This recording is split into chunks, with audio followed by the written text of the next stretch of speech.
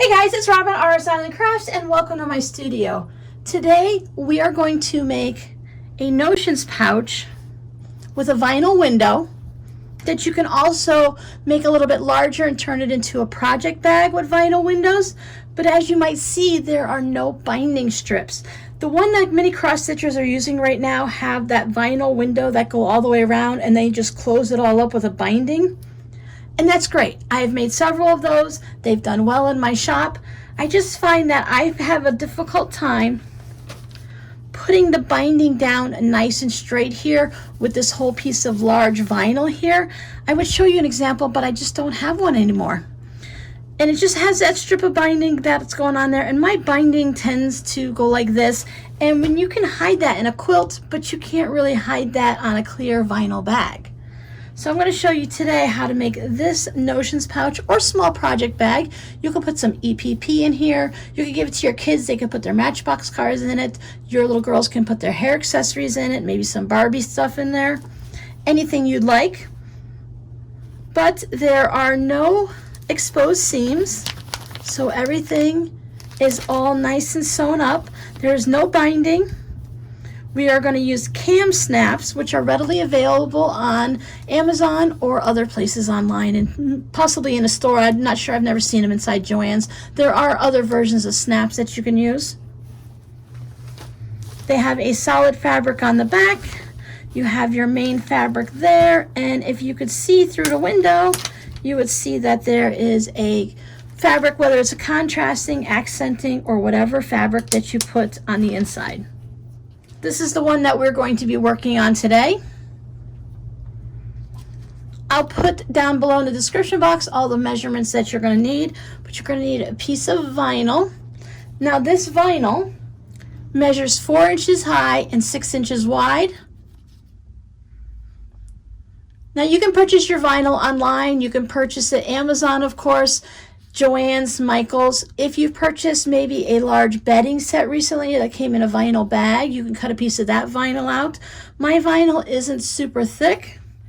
We aren't using it as the structure of our bag. We're just using it as a window so that we can see through and know what is inside each of these bags, and just for a little bit of fun to have. So you don't want it to be super thin that it can easily be torn by whatever you're putting in here. If you're putting your rotary cutter and scissors and pens and pencils or knitting needles or something in there, you want to make sure it's going to be strong enough that it's not going to be torn by what's in your bag, but it doesn't have to be super thick or stiff. See, mine is very flexible. I think mine might be a number 6. I bought a roll of it, many yards on a roll several years ago. I don't remember, but for some reason number 6 sticks in my head. This is not the iron-on vinyl. There's no sticky to it or anything like that. This is just straight up vinyl because we want to make sure it doesn't stick to anything. We're going to put our projects in here, and we're just going to have that one piece of vinyl. Now, if you think that your vinyl is a little bit too thin, you could always double up on it. Now, I have outer fabric and lining fabric, and what we're going to do is we're going to cut the same out of 2 different fabrics. You can use all of one fabric. You can mix it up a little bit.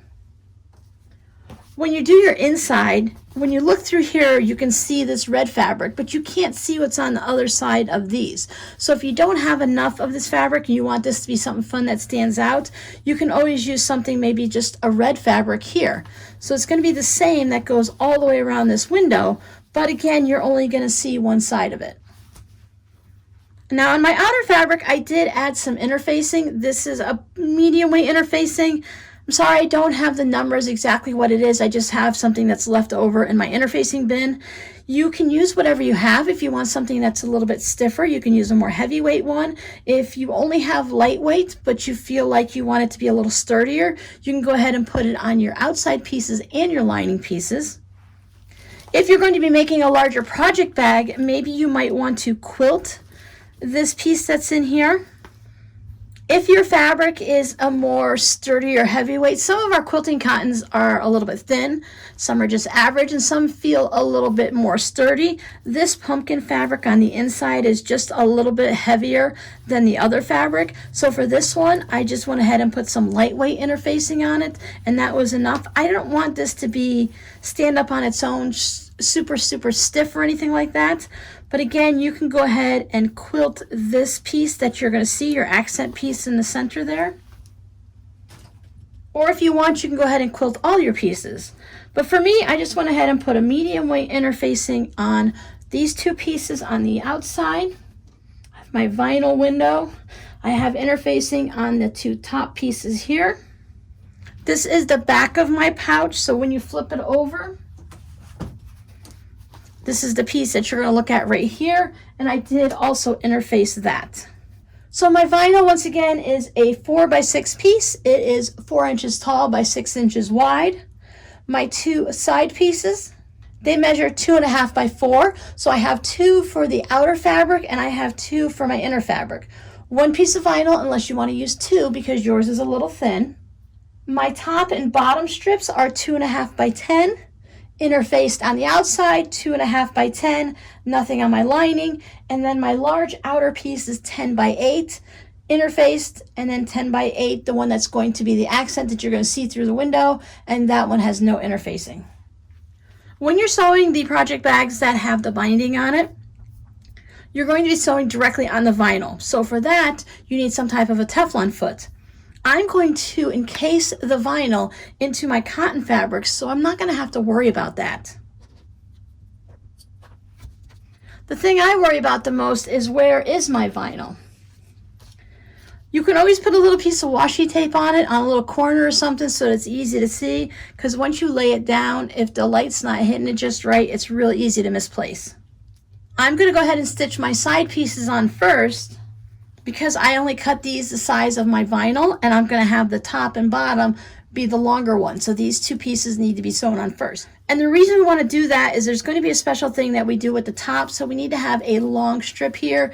It's not as easy to do if you happen to have seams coming up. So I want to have a continuous strip on the top and matching on the bottom so that my side pieces end up being shorter. We're not going to use pins with our vinyl because it can put holes in it. The way we are doing it is if you kept your pin in the seam allowance, it would be fine.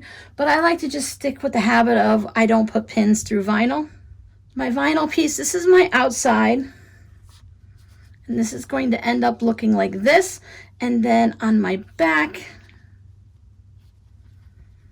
what we want to end up is having it looking like this and like this. So we have right sides up and right sides up on both sides. And to do that, I'm going to lay my piece here, flip it over onto my vinyl. So if I have my piece there, flip it over to my vinyl, and what that does is it has both right sides touching the vinyl. And we're going to do our best to get everything lined up. Vinyl is very clingy.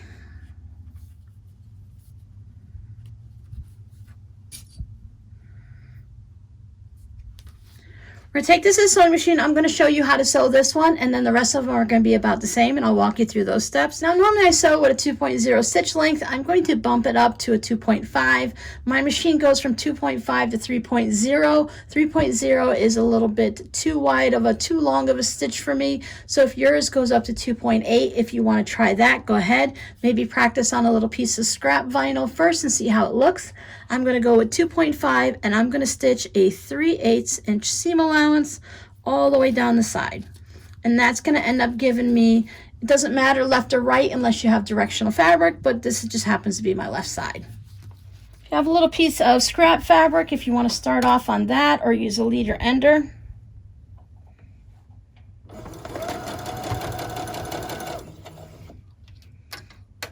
Make sure everything is laying down and you don't have this piece that's underneath folded under it all.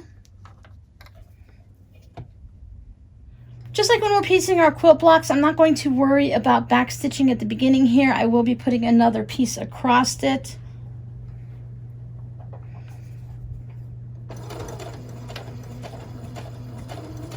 Now, even with the 2 pieces of fabric in here, I find that if I'm doing the longer one across the top, that it definitely has a bit of a drag in the vinyl, even though, as I said, it's covered by both pieces of fabric.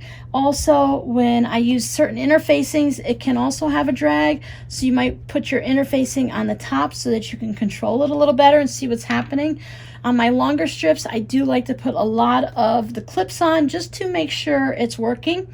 If you're having any type of a drag issue, you can go ahead and put a Teflon foot on and change it over to that. Some people say you can also put some clear, like Scotch tape on the back of your presser foot, and that'll help it glide. And other people put tissue paper down and sew through it and then just remove the tissue paper afterwards. Hopefully with small stretches like this, we won't have any problems.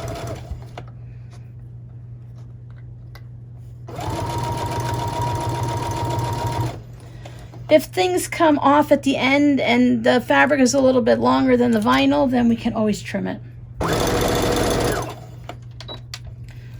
So this will be my left side like this. So while I'm right here, I may as well just go ahead and do my right side. So I will put this up there. Make sure right sides are facing. This time we'll put the interfacing on the top, see if that matters at all.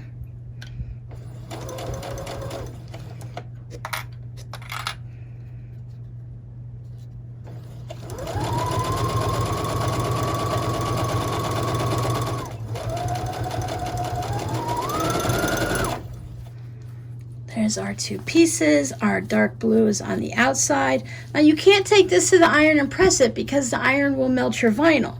If you have one of those rollers, that works really well. I'm just going to take my lining pieces first, just move them over.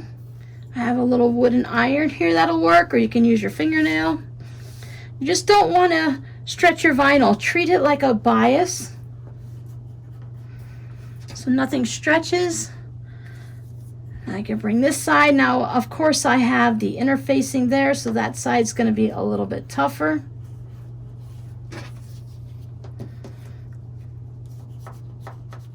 Now with my bag, I did my top stitching to make everything nice and neat after I had all the pieces on.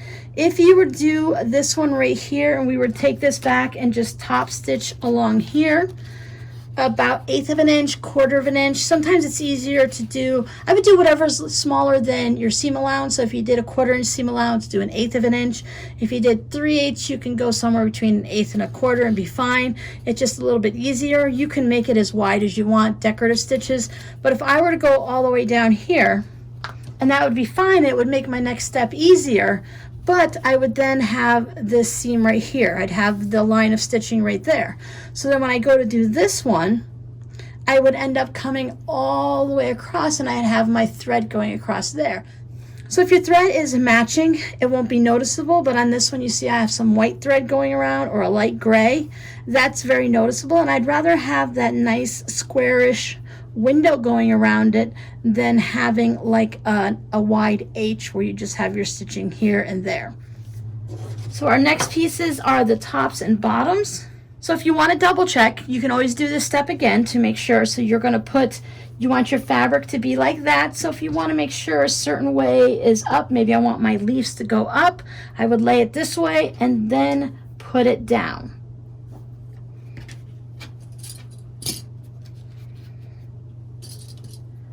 Put a couple clips just to hold these guys in place so they don't keep moving on me.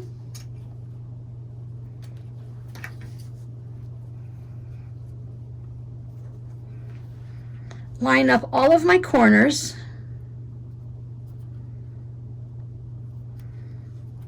Now, of course, you can put pins over here because this is just fabric, so that's not an issue. Make sure that you don't have any wrinkles or tucks, so if you need to let it go a little bit and release anything. If things are uneven here, we're going to go ahead and trim them up before we sew everything together.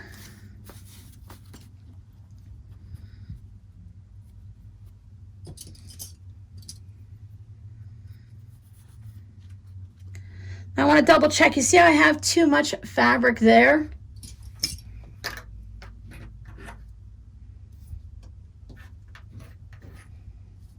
I can find my center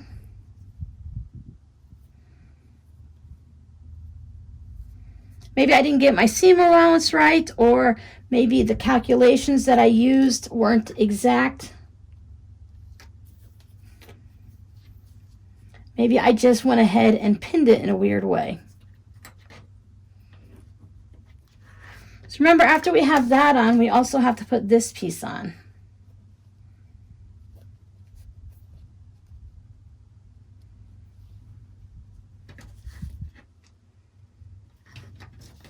Making sure we have all of our cotton pieces, any interfacing that may not have stayed glued on, the vinyl.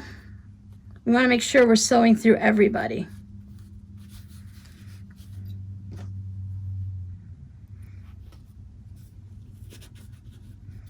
See how this was down like this? I'll just go ahead and push that all up. I do have that little bit extra here. I'm not going to worry about that. I'll just go ahead and trim that up when I get to the next point. This isn't like making a quilt block where everything has to be exact and you're watching your points and stuff like that. Although if you wanted to, you could put a quilt block in your centerpiece. Make sure you're putting same fabrics on the same sides.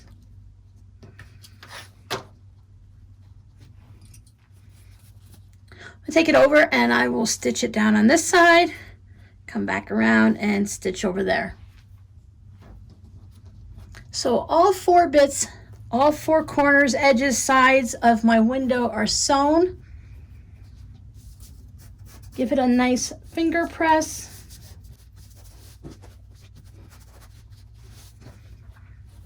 As you can see, these are longer, a little bit on each side. I'm not going to trim those up until I go ahead and stitch around everywhere. I think just to make sure everything stays where I want it to. These pieces on the side are stitched down over there, so they're pretty good. But just in case. But these, because I can't give them a good press, they keep rolling back up. And when I'm sewing, I won't be able to see what's underneath. So I want to make sure everybody's well behaved, where they belong.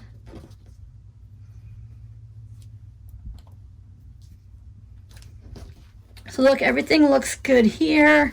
Everything feels like it's been pushed back. Everybody's good here. So I'm going to take it to my sewing machine. I'm just going to do a straight stitch just all the way around. Again, you can do a fancy stitch. I would just make sure you're staying on your cotton fabric and not onto your vinyl, because you will be poking a hole in there. So unless you want your design to be on the vinyl specifically, I would try to stay at least 1/8 of an inch from your edge so that you keep it all on your fabric. There we go. Everybody's stitched all the way around. It's hard to see on this side, but you can see it on that side really well. Now this is where I'm going to go ahead and just trim all of my sides up even with my centerpiece here.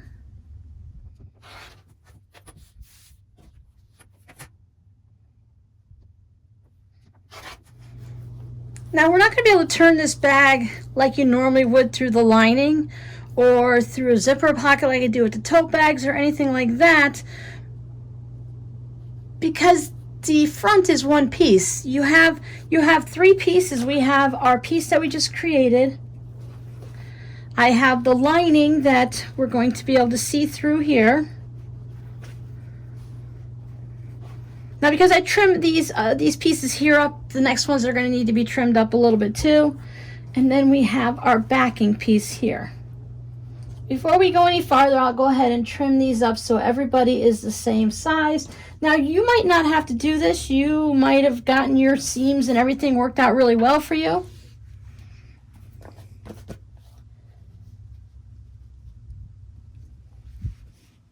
Mine did come out so that this piece is a little bit smaller than those. And that's okay, because I wasn't going for a specific size. That's why I said if you need something that's 12 inches, go ahead and add 1 inch or more to it.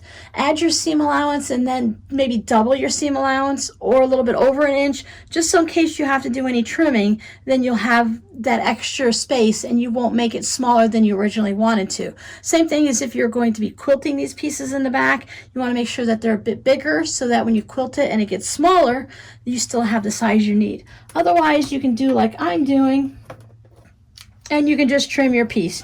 You can add pins in it to hold it all down.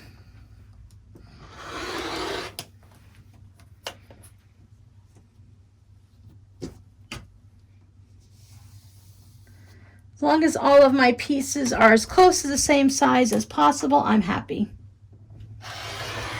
This is just something that I came up with a few years ago. Maybe my numbers just aren't right.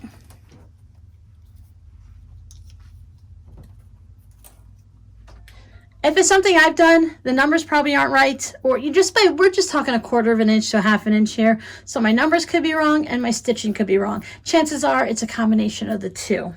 All right, now that they're all the same size, I definitely need to determine which side up that I want. I could have fussy cut this a little bit better, but it's okay. I was just going for an outdoor type of wintry look, because as the leaves have turned brown and they're falling off of the tree type thing, because we are into fall now, we're into autumn, so that is fine. Just some bare branches. But as I was saying, we don't have anything to turn it through that we can go ahead and then stitch up afterwards, because we're talking about 3 pieces versus 4. So what we're going to do is we're going to fold all of these edges in 1/2 an inch. These pieces, of course, are the easiest to go ahead and fold in. I have a Dritz Easy Hem that just makes it easy to find that 1/2 inch. You could draw a line to get it. As long as all of them are the same, you can choose how deep of a hem you're going to have.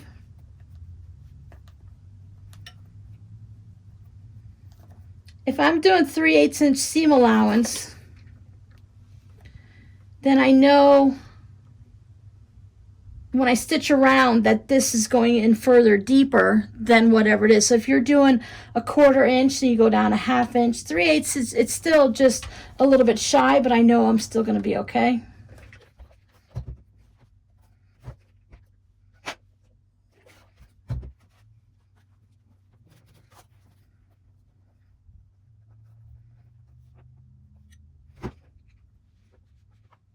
Now this is hot, so I want to let this cool down just a little bit before I put my vinyl down. If you had some type of a crease in your vinyl, what you can do is you can iron your mat, especially a wool mat, and then you can put this down and just kind of smooth it out with your hands.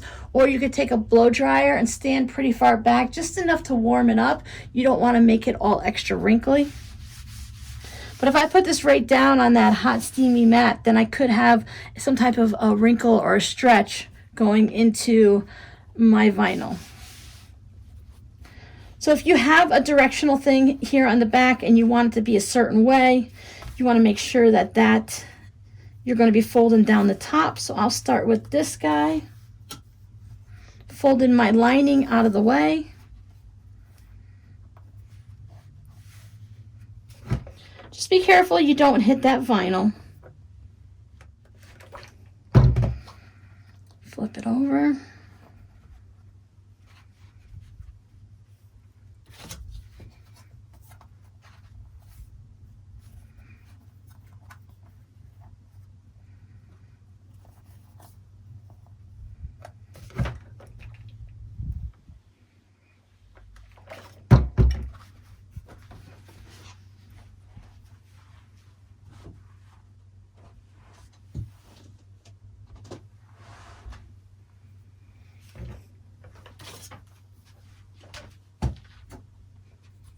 I'm going to go ahead and add my tag.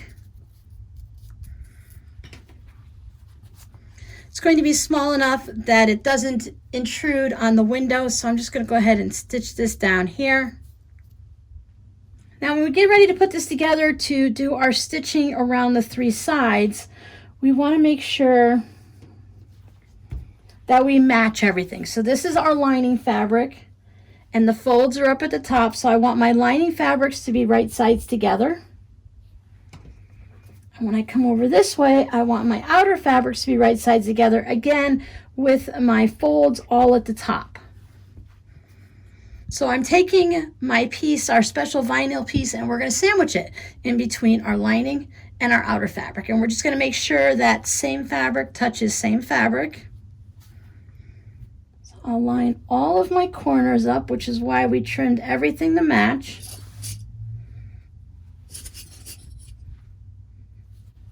Same on this side.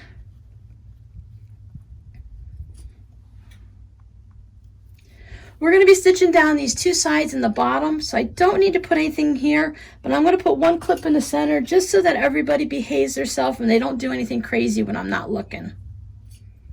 If you're more of a pinner, you can go ahead and pin at this point because you do not have any vinyl in this section, so there's no vinyl visible. If you feel like you have too many fabrics here, you can pop in your walk-in foot. Now with the same seam allowance that we've used all the way around, we're going to back stitch a couple times up here. This is going to be a spot that we want to make sure this spot is really secure, and then we'll stitch all the way down. Keep following it all the way around until you come back up to here and back stitch here again. Our ultimate goal is, after we get it all stitched, is to have this whole top edge be nice and flush. So if we're going to have any issues, we want it to be down here. So if we have to, we can always trim off any little bit that sticks out or it's crooked at all. Everybody's stitched, back stitched up there, and just like anything else, we want to make sure we don't have any extra seam allowance sticking down, so I can go ahead and trim this up a little bit. Extra here, it might be easier and safer to use your rotary cutter and ruler.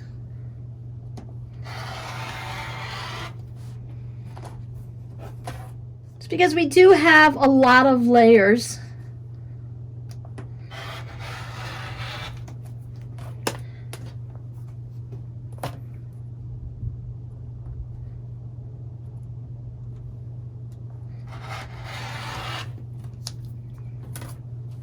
And even though I just have the little tiny corners, I'll go ahead and pop those off too, making sure I don't get too close to my stitching line. I like to stay as far away as I can. I just want to take that tip off.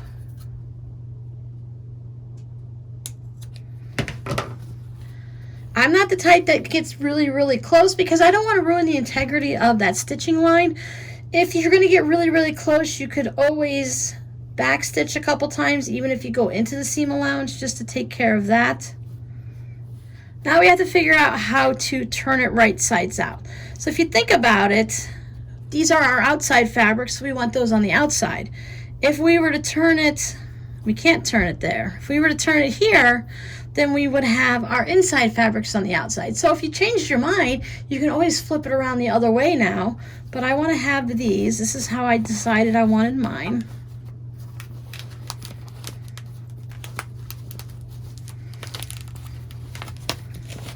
Your vinyl will make a little noise.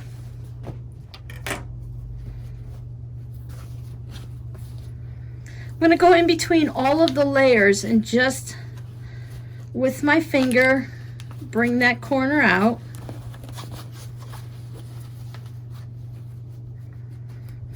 I want to do the least amount of jabbing with a semi-sharp object that I can, because I know myself and I have poked through corners before, so I want to be careful. Gently just pop that corner out the best I can. Many times you're just going to have a little bit of a rounded corner. It is what it is.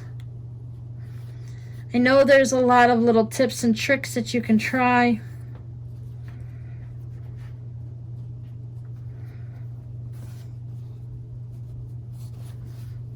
If you're careful, you can take it over and give it a nice press from the back because your vinyl is over there.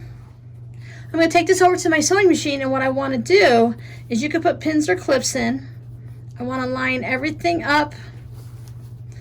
If it doesn't come all the way to the top, I don't want to stretch it so I get some weird thing, and I don't want it to come I don't want my liner to come past my outside anyways. So if you see here, just by the way I stitched it, that this back piece is going to be a little bit lower. I'm going to take it to my sewing machine, and just as if I'd have made a tote bag, I'm going to stitch all the way around this opening. And that way I'm going to close all of this off so I don't have any of these open spots. And at that point, my pouch is an actual pouch. There's no open seams anywhere. We don't have any raw edges anywhere. Even these aren't raw edges because we folded them down, and we're going to go ahead and stitch around. Just make sure that you have outside lining, that you don't bring over any piece like this, that when you're sewing it you can see inside. So if you need to, go ahead and put clips all the way around it. The two things I want to make sure is that my lining stays inside and doesn't creep out over my outside. And I want to do my best to avoid any tucks or puckers. If something's happening and you have too much fabric, the best place to hide it is over here in the seams. If you put a big tuck right here, it's going to be noticeable every time you go in it. But you already have a seam over here. So if you have to bring this fabric over a little bit and you have to give it that little bit of a tuck there, it's not going to be noticeable, like I said, as if you were to have it right in the center. So these side seams are a great place. So I like to start past the side seam, giving myself enough room that if I need to, I have room to put it in. So if I think I'm going to have more problems with one side or the other, let's see, if I think I'm going to have extra on the back, and I want to be able to hide it in there, I'll start farther away so I have that room. So I'm going to stitch around 1/8 of an inch, 1/4 of an inch. Remember, we have a whole 1/2 of an inch that we've folded under, so we've got plenty of room to do that stitching. You can even do 2 rows around if you'd like. I carefully gave mine a good press because it had this little poofiness going on. I did stitch around mine twice. I just like that look. Once just seems like, I just went around it. Twice seems like a design feature. So I did that. Now for me, I'm going to put the snaps in. I'm using the can snaps. You could put Velcro in. There are other snap tools, the pliers that you can pick up at Walmart and Michaels, those are fine too.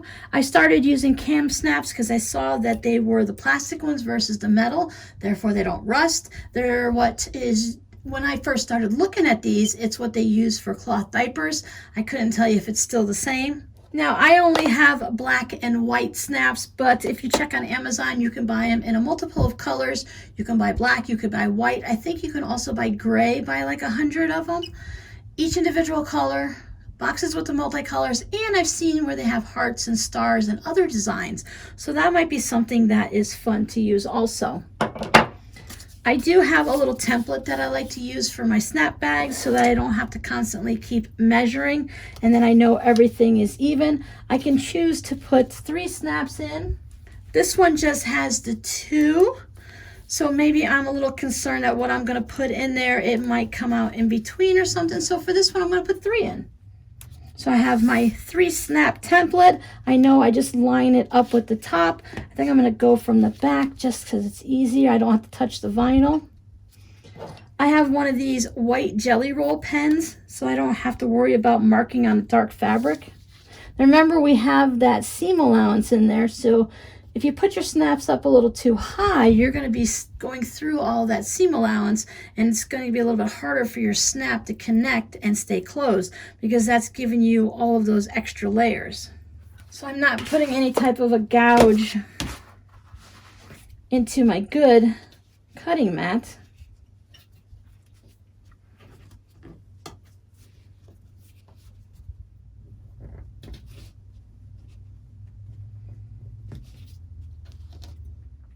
So for the cam snaps, you put your pretty button on the outside, for this project at least.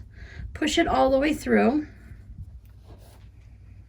And on this side is the upside, so for this one I like to have the male on the upside, and then I like to push it into the recessed one or the female. And they go into the little holder dish here, the little bowl.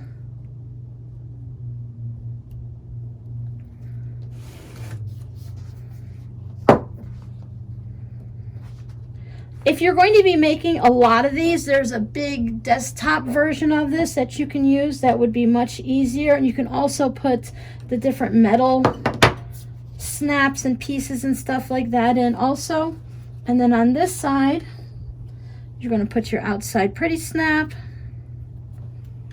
And then I have the male piece. He's the guy.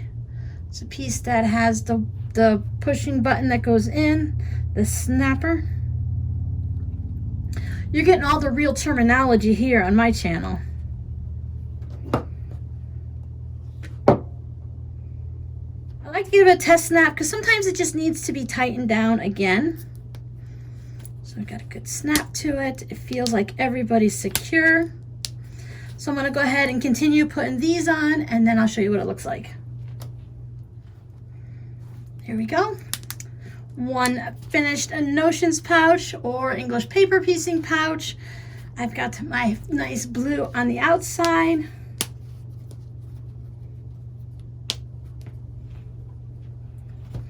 So I can put my rotary cutter in there. If I'm taking this to class, this is a nice size.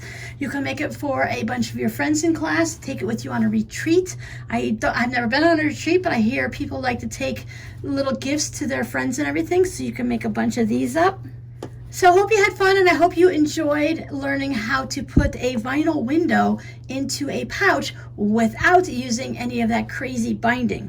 If you like the look of that binding, remember you can take this 2.5-inch piece and just make it really nice and thin along there. All of these edges up here can be thin. Maybe you want something thick on the bottom, and then you'd be all set. You'd have that look.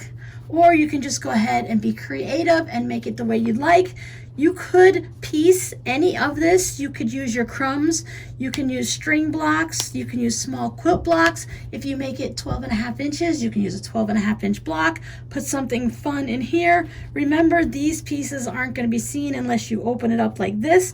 So by the general public, when you're looking at it and it's sitting on a shelf, it's going to look like this.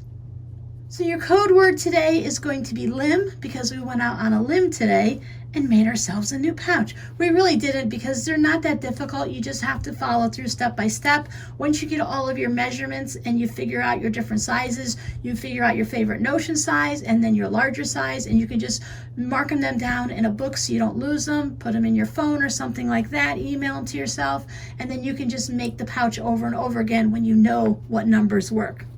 So thanks for hanging out with me, and I'll see you guys in the next video. Bye.